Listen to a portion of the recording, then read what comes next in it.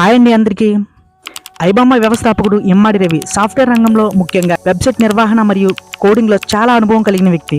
రవి కొంతమంది వ్యక్తులతో కలిసి ఐబొమ్మ అనే వెబ్సైట్ను ప్రారంభించాడు. చట్టపరమైన నిఘా ఎంత ఉన్నప్పటికీ ఇమ్మాడి రవి ఎప్పటికప్పుడు నెట్వర్క్స్ని మార్చుకుంటూ వచ్చేవాడు. మొదట్లో ఐబొమ్మ అని, తర్వాత ఐబొమ్మ.com అని, ఐబొమ్మ.net అనే కొత్త డొమైన్ సృష్టించి మార్చుకుంటూ వచ్చాడు. దీన్ని ప్రజలు కూడా బాగా అలవాటు పడ్డారు. ఎందుకంటే బెటర్ క్వాలిటీతో సింపుల్గా తక్కువ సమయంలోనే ఎలాంటి కొత్త సినిమా అయినా ఒక క్లిక్ మూవీ మొత్తం చూడవచ్చు. అందుకే తెలుగు రాష్ట్రాలలో భారతదేశంలో ఐబొమ్మకి ఇంత ఆదరణ పొందింది. దీనివల్ల సినీ పరిశ్రమలు చాలా దెబ్బతిన్నాయి. అసలు కొత్త మూవీస్ ఎక్కడ దొరుకుతాయి అని ఎవరైనా అడిగితే వెంటనే వినపడే మాట ఐబొమ్మ. ఫ్రీగా సినిమాని ప్రొవైడ్ చేయడం వల్ల రవికి ఏంటి ఉపయోగం అనుకుంటున్నారా? ఇప్పుడున్న నెట్ఫ్లిక్స్, డిస్నీ ప్లస్, హాట్స్టార్, ఆహా, అమెజాన్ ప్రైమ్ వంటి లీగల్ ఓటీటీలో ఏదైనా యాడ్ ప్రమోషన్ చేయాలి అంటే అది లీగల్ యాప్ అయి ఉండాలి.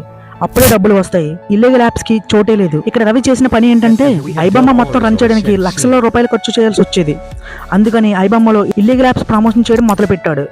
మన దేశంలో బ్యాన్ అయిన బెట్టింగ్ యాప్స్, అడల్ట్ యాప్స్ వంటి యాప్స్ ను ప్రమోట్ చేసి డబ్బులు సంపాదించేవాడు. పోలీసుల అంచనా ప్రకారం దాదాపు 20 కోట్ల రూపాయలుగా గుర్తించారు. నిజానికి అందరూ అనుకున్నట్లు రవిని వాళ్ళ ఆవిడ పట్టించలేదు. రీసెంట్ గా రవి కరేబియన్ ఐలాండ్ లోని సిటిజన్షిప్ తీసుకున్నాడు. హైదరాబాద్ లో ఉన్న, ఇంకా వాళ్ళ సొంత ఊరైన విశాఖపట్నంలో ఉన్న ఆస్తులను అమ్ముకోవడానికి రవి ఫ్రాన్స్ నుండి ఇండియాకి వస్తున్నట్లు పోలీసులకు ఇన్ఫర్మేషన్ వచ్చి పట్టుకుని అరెస్ట్ చేశారు. ఇలాంటి వీడియోస్ కోసం వీడియోని లైక్ చేయండి, సపోర్ట్ చేయడం కోసం సబ్స్క్రైబ్ చేయండి.